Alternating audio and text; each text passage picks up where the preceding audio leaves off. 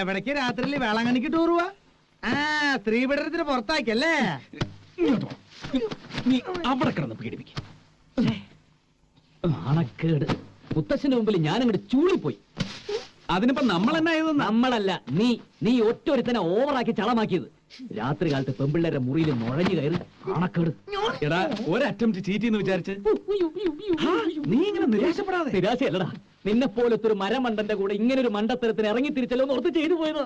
ഓ, എന്നാ പിന്നെ ഇയാൾ ഒറ്റയ്ക്ക് പോയി ശ്രമിക്കുക. ഞാൻ ശ്രമിക്കുകയോ ചെയ്യും. അതിനെനിക്ക് നിന്റെ സഹായം ആവശ്യമില്ല. ഓ, എനിക്ക് വലിയ അസുഖമല്ലേ നിന്റെ മറ്റവളെ കണ്ടെത്താഞ്ഞിട്ട്. പോടാ നീ ഇവിടെ തെണ്ടി, നീ പോടാ പരമത. അതെ, നിങ്ങൾ ഇങ്ങനെ കൂടെ കൂടെ തെണ്ടിന്ന് വിളിച്ചു പറയേണ്ട കാര്യമില്ല. എനിക്ക് മനസ്സിലായി നിങ്ങൾ ആരെ തെണ്ടിന്ന്. മനസ്സിലായി. നിങ്ങൾക്ക് അത്ര ബുദ്ധിമുട്ടാണെങ്കിലേ പുറത്തു പോ. അവിടെ നല്ല നിലാവാ, അവിടെ പോയി ബഹളം വെക്കി. മനുഷ്യൻ റെസ്റ്റ് ചെയ്യുമ്പോഴാ, അല്ലെങ്കിൽ ടയേർഡാ. നീ പോടാ പോപ്പേ. നീ ആരാ ചോദിക്കാൻ? ഞങ്ങൾ എന്ത് ചെയ്യും? നീ വരെ പുറത്തു വെക്കണോ? ഇപ്പൊ എല്ലാം കൂടി എന്നെ ചെയ്യായോ? അല്ല, പ്രായപൂർത്തിയായ പെണ്ണുങ്ങളുള്ള സ്ഥലത്ത് പോയി രണ്ടുപേരും കൂടി പോയി എന്താ ഡിക്വാളിഫിക്കേഷൻ ഓഫീസ് വന്നിരിക്കാ. പാഞ്ഞ വിശ്വാമിത്രമാര് അടിയുടെ കാര്യം പറഞ്ഞപ്പോ അല്ലല്ലേ? അയ്യോ, മണി മണി ടെലിഫോൺ മണി അടിക്കണേ.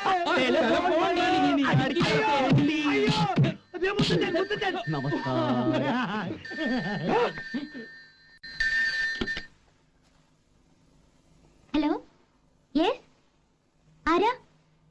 ആമി ചേച്ചിയാ? മുത്തശ്ശാ, ദാ ആമി ചേച്ചി വിളിക്കുന്നു. ആമി ചേച്ചി, ഞാനാ ധന്യ. എപ്പോഴാ ഇങ്ങോട്ട് വരിക?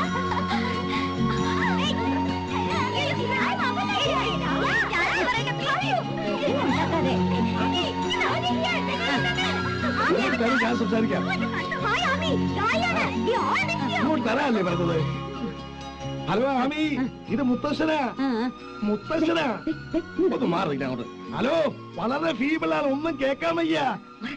മല്ലന്നൂരോ? എവിടെ? അവിടെ college bus morning between 8 and 8:30. എന്താ സംഭവം? എടാ ആമിയാ, നീ ഒന്ന് സംസാരിക്കേ. ഹലോ ഹലോ, ഞാൻ രവിയാ. ഹലോ. കട്ടായി. അവള് നാളെ രാവിലെ ബിറ്റ്വീൻ 8 and 8:30 ഹൈവേയിൽ മല്ലന്നൂർ എന്ന സ്ഥലത്തെത്തും. നീ പോയി പിക്ക് ചെയ്യണം. എന്റെ അമ്മേ, ഇത്ര ഉള്ളോ? ഈ പിള്ളേരുടെ ബഹളം കേട്ടാ തോന്നും ഇവിടെ എന്തോ ആപത്ത് സംഭവിച്ചു. ഒന്നും സംസാരിക്കാൻ കഴിഞ്ഞില്ല. രാവിലെ അവളെ എത്തില്ലേ? അപ്പൊ രവി, നീ നേരത്തെ പോണം. ഒരു 7:30 മണിക്കെങ്കിലും അവിടെ ഉണ്ടാവണം. മല്ലന്നൂർ ഇവിടെ വളരെ അടുത്താ, hardly 60 kilometers. So what? So nothing. എല്ലാരും പോയി കിടന്ന് തുടങ്ങാൻ നോക്ക്. ഞങ്ങളും വേണ്ട വേണ്ട, അവൾ ഇവിടെ എത്തും വരുമെന്ന് ക്ഷമിക്കേ. Go to your rooms.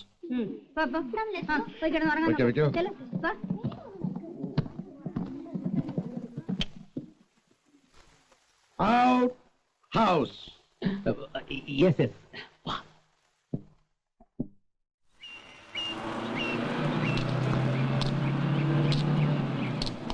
ഇവിടെ വെയിറ്റ് ചെയ്യുന്നത് നല്ലത്.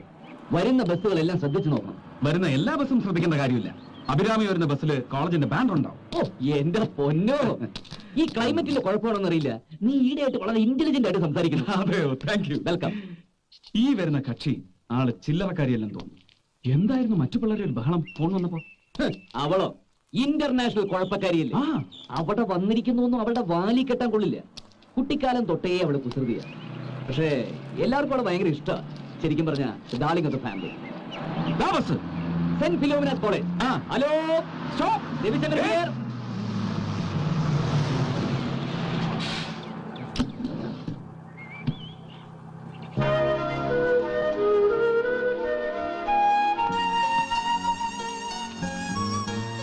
ആമി,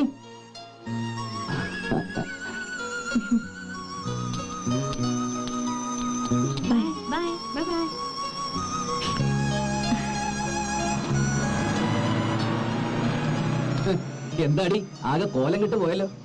എന്ത് ടൂറായിരുന്നു? ചുമ്മാ എക്സ്കർഷനോ അതോ study tour? Ami, meet mister Dennis, my friend, my partner. പോവാം, അവിടെ പിള്ളേരൊക്കെ നിന്നെ കാത്തിരിക്കുക. വാ.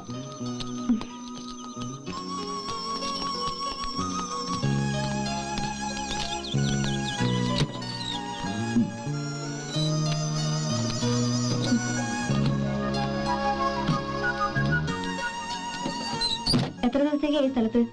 വെക്കേഷൻ കഴിയുന്നത് വരെ. അതാ മുത്തച്ഛൻ്റെ പ്ലാൻ. എനിക്ക് വരാൻ തീരെ ഇഷ്ടമില്ലായിരുന്നു. മുത്തശ്ശന്റെ നിർബന്ധ. വെക്കേഷൻ കഴിയാണെന്ന് ഞാൻ നിൽക്കില്ല. ഞാൻ വേഗം തിരിച്ചു പോകും. അതൊക്കെ അവിടെ ചെന്നിട്ട് തീരുമാനിക്കാം. അവിടെ എത്തിക്കഴിയുമ്പോൾ നീ ഇനി തിരിച്ചു പോകുന്നില്ല എന്ന് പറയും. അത്രയ്ക്ക് ബ്യൂട്ടിഫുൾ അപ്പത്തിലേ പോവാ. ആ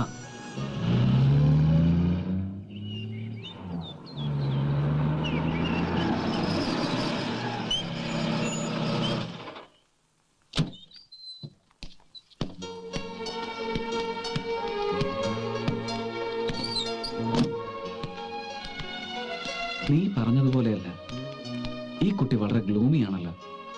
എന്തോ ഉണ്ട്. അവളെ എങ്ങനെ ഞാനും കണ്ടിട്ടില്ല.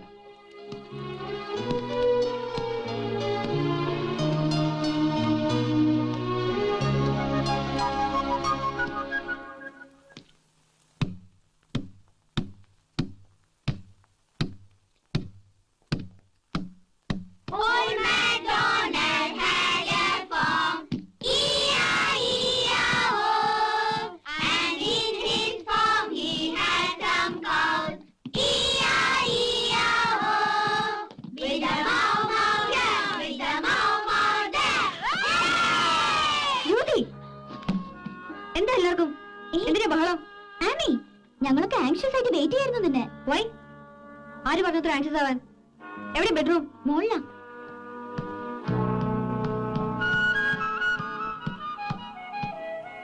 What's this, yeah?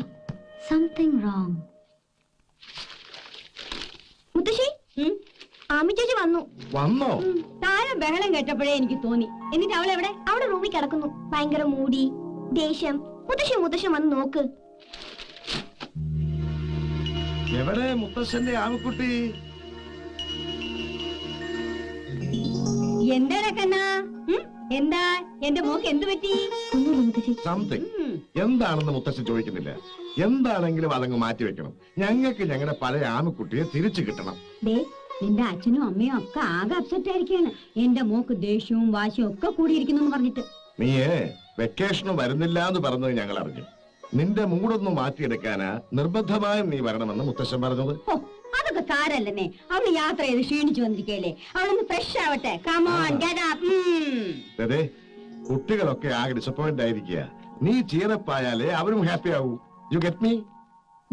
ഞാൻ ചെന്ന് മോക്ക് നല്ല ചൂടായിട്ട് നെയ് റോസ്റ്റ് കൊണ്ടുവരാം.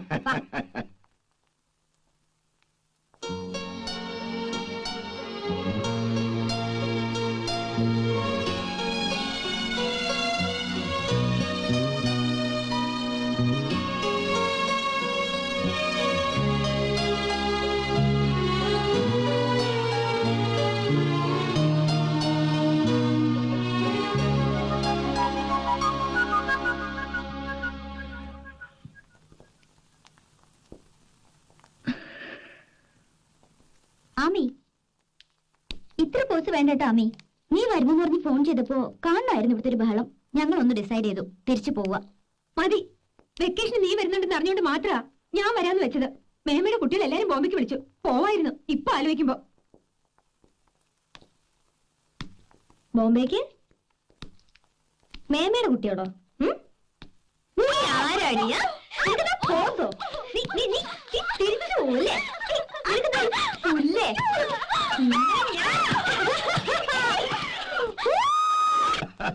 ആമയുടെ മൂട് മാറി. എല്ലാം കൂടി വീട് തലകീഴായി മറിച്ചു. ഭാഗ്യം ചെയ്തവരാ നമ്മൾ. ഈ കുട്ടികളുടെ കളിയും ചിരിയും കണ്ണടയ്ക്കുന്നവരെ കാണാൻ സാധിക്കണേ എന്റെ ഗുരുവായൂരപ്പാ. ഒരു പ്രാർത്ഥന, ഒരാഗ്രഹം, അത്രേ ബാക്കിയുള്ളൂ. രവിയുടെ വിവാഹം. നിന്റെ ഒരു കണക്കുകൂട്ടലിൽ അവൻ ആരെയാവും ഇഷ്ടമാവുക? ഒന്നിനൊന്ന് മിടുക്കികളല്ലേ 5 പേരും. ആരായാലും നമുക്ക് ഒരുപോലെയല്ലേ. പക്ഷേ എന്താ അവന്റെ മനസ്സിലിരിപ്പെന്ന് ആർക്കറിയാം? 5 പേരിൽ ഒരാളാവണം, അത്രേ ഉള്ളൂ. അങ്ങനെ വന്നാലേ എന്റെ bank balance, shares, personal properties ഇതെല്ലാം ഞാൻ അവർ കൊടുക്കൂ. പുറത്തൊരു വീട്ടിൽ നിന്ന് ഏതെങ്കിലും ഒരു പെൺകുട്ടിയെ കൊണ്ടുവന്നിട്ട് ഇതാണ് എന്റെ ഭാര്യ എന്ന് പറഞ്ഞാൽ ഒരു സിംഗിൾ പൈ ഞാൻ അവന് കൊടുക്കില്ല. അതിപ്പോ അവൻ അറിയണ്ടേ നിങ്ങളുടെ മനസ്സിൽ ഇങ്ങനെ ഒരു ഐഡിയ ഉണ്ടെന്ന്? അറിയരുത്. ഈ വെക്കേഷൻ കഴിഞ്ഞ് തിരിച്ചു പോകുന്നതിനുള്ളിൽ അവൻ ഏതെങ്കിലും ഒരു മുറപ്പെടിനോട് ഇഷ്ടം തോന്നട്ടെ. അങ്ങനെ വന്നാൽ ഇത് നാച്ചുറൽ ആകൂ. അതുവരെ ഇത് സീക്രട്ട് ആയിട്ടിരിക്കട്ടെ. അതൊക്കെ ഞാൻ കുളമാക്കി തരാം കേണൽ സിആർ മേനോൻ. ഓ, അപ്പൊ ഇതാണ് മുത്തുവിന്റെയും മുത്തിയുടെയും പ്ലാൻ. എടി ഭയങ്കരി, നീ ഇതിനടിയിൽ ഒളിച്ചിരിക്കുകയായിരുന്നു. സകല പ്ലാനും പൊട്ടി. ഇവൾ അറിഞ്ഞ നാട് മുഴുവനും പാട്ടാവും. അപ്പൊ ഇതിനാണ് പേരക്കുട്ടികളെ എഴുന്നള്ളിച്ച് രണ്ടും കൂടി ഇങ്ങോട്ട് ഇറങ്ങിയത്. Not bad. അണി, നീ ഇവിടെ കേട്ടത് എങ്ങാനും പുറത്തുപോയി പറഞ്ഞ പിന്നെ ഈ മുത്തശ്ശൻ മിണ്ടൂല. ഷുവറാ. I don't care. എനിക്ക് ഒരു രഹസ്യം സൂക്ഷിച്ചു വെക്കാനാവില്ല മുത്തു. ഈ നെഞ്ചിനകത്ത് ഒരു സഫോക്കേഷൻ ഫീൽ ചെയ്യും. ഞാനിന്ന് പോയിട്ടേ ആ പെമ്പിള്ളേരോട് രവിയോടും പറഞ്ഞിട്ട് വരാം. മുത്തശ്ശന്റെ പൊന്നു മോളല്ലേ. എന്ത് തരും? എന്ത് തരാൻ? ഒരു 1000 rupees. Black mailing. യെസ്. ആ 1000 മണീസ് കിട്ടിയാൽ ഞാൻ എന്റെ നെഞ്ചിലെ സഫോക്കേഷൻ അങ്ങ് സഹിക്കും. ദേ, അതങ്ങ് കൊടുക്കുന്നതായിരിക്കും നല്ലത്. എണ്ണ ഒന്നും വേണ്ട മുത്തു.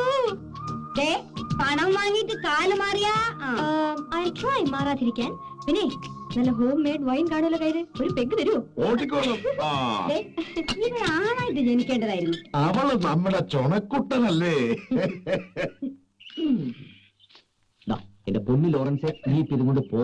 അതല്ലെന്നേ, ഞാൻ പലിശ കാണുമ്പോ നിന്റെ മുതലാളിയുടെ ചൊറിച്ചിൽ കുറയും. എന്റെ സാറേ ശരിയാകുകയല്ല. നീ പോ ലോറൻസേ. മുതല് തിരിച്ചു കിട്ടാതെ പുള്ളിക്കാരൻ അടക്കത്തില്ല സാറേ. ഇങ്ങോട്ട് കയറി വന്നുകളി. ചില നേരത്തെ അയാളുടെ സ്വഭാവം മഹാപിഴയാ. എടോ, സിറ്റുവേഷൻ മഹാമോശമാ. കാശ് കയ്യിൽ വെച്ചിട്ട് തരാത്തൊന്നുമല്ലല്ലോ.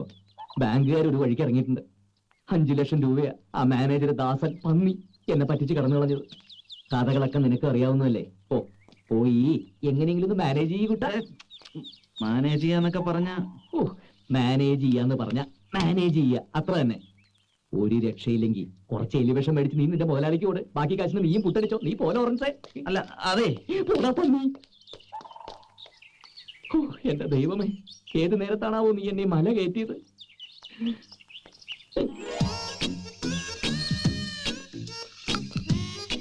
അല്ല, നീ എന്താ ഇവിടെ?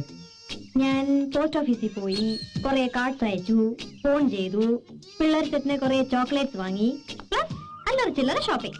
മുത്തു കുറച്ച് പോക്കറ്റ് മണി തന്നേ. എന്താ മോളെ ഒരു അപലക്ഷണം കെട്ട ചിരി? ആരെ മോനെ ലോറൻസ്? ലോറൻസ്, മൈ ഫ്രണ്ട്, എന്റെ വെരി ക്ലോസ് ഫ്രണ്ട്. എന്താ? അല്ല, ഒന്നുമില്ല. ഈ ക്ലോസ് ഫ്രണ്ട്സിന് ഇങ്ങനെ കാശ് കൊടുക്കുവോ കാണാൻ വരുമ്പോ? എല്ലാം മാറിയെന്ന് വാച്ച് ചെയ്യായിരുന്നു അല്ലേ? ബോബന് മുകളിലെ പട്ടിയെ പോലെ എല്ലാ ഫ്രെയിമിലും നീ ഉണ്ടാവുമല്ലോ. ഫിനാൻഷ്യൽ പ്രോബ്ലംസ് വളരെ വറി ചെയ്യുന്നുണ്ടോ? ചില്ലറ പ്രശ്നങ്ങൾ ഇല്ലാതില്ല. എന്താ? എല്ലാ പ്രശ്നങ്ങളും സോൾവ് ചെയ്യാൻ ഒരു വഴി തെളിഞ്ഞു വരുന്നു സ്വാമി. എന്ത് വഴി? ഏത് വഴി? അങ്ങനെ ചുമ്മാ പറഞ്ഞു തരാനൊന്നും പാടില്ല, എന്നാലും പറയാം, ശ്രദ്ധിച്ചു കേട്ടോ. 5 ಕಸಿನ್ಸ್ನಲ್ಲಿ ಯಾರಾவது ಒಬ್ರು ಮದುವೆ ಮಾಡಿಕೊಂಡ್ರೆ ತಾತಂದು ಪರ್ಸನಲ್ ಆಸ್ತಿ ಎಲ್ಲ ನಿನಗೆ ಸಿಗುತ್ತೆ. മനസ്സിലായില്ലേ? മനസ്സിലാവുന്ന ഭാഷയിൽ പറയേ. This is Kannada. Make it in Malayalam. ഇതിന്റെ അർത്ഥം മലയാളത്തിൽ എന്താന്ന് വെച്ചാ പറഞ്ഞതാ. അർത്ഥം കണ്ടുപിടിക്കേണ്ടത് ആവശ്യക്കാരന്റെ ഡ്യൂട്ടിയാണ്. ഒന്നുകൂടെ പറയാം, ശ്രദ്ധിച്ചു കേട്ടോ. 5 ಕಸಿನ್ಸ್ನಲ್ಲಿ ಯಾರಾவது ಒಬ್ರು ಮದುವೆ ಮಾಡಿಕೊಂಡ್ರೆ ತಾತಂದು ಪರ್ಸನಲ್ ಆಸ್ತಿ ಎಲ್ಲ ನಿನಗೆ ಸಿಗುತ್ತೆ. 5 ಕಸಿನ್ಸ್ನಲ್ಲಿ ಯಾರಾவது ಒಬ್ರು ಮದುವೆ ಮಾಡಿಕೊಂಡ್ರೆ ತಾತಂದು ಪರ್ಸನಲ್ ಆಸ್ತಿ ಎಲ್ಲ ನಿನಗೆ ಸಿಗುತ್ತೆ.